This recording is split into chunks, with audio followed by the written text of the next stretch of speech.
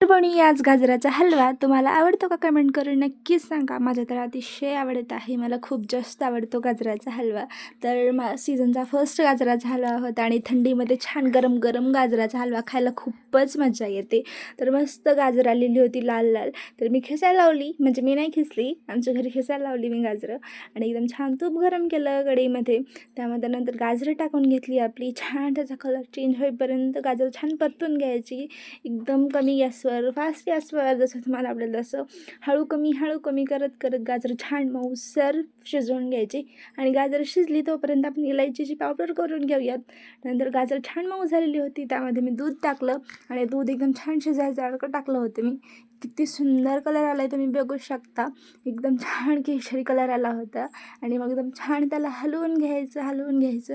आपली छान इलायचीची पावडर तयार होती.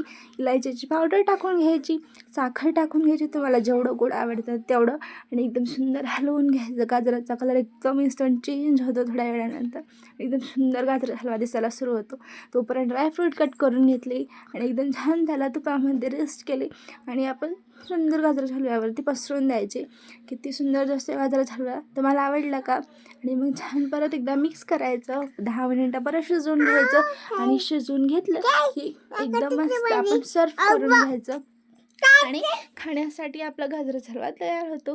थंडीमध्ये मस्त गरम गरम गाजराचा हलवा. अरे किती सुंदर आहे ना. आणि त्याच्यावर छान ड्रायफ्रूट टाकलेले आहेत, कारण की मला एक्स्ट्रा ड्रायफ्रूट्स आवडतात. तुपाची धार सोडायची आणि मस्त खाऊन घ्यायचं. कसा वाटला व्हिडिओ नक्की कमेंट करून सांगा. थँक्यू.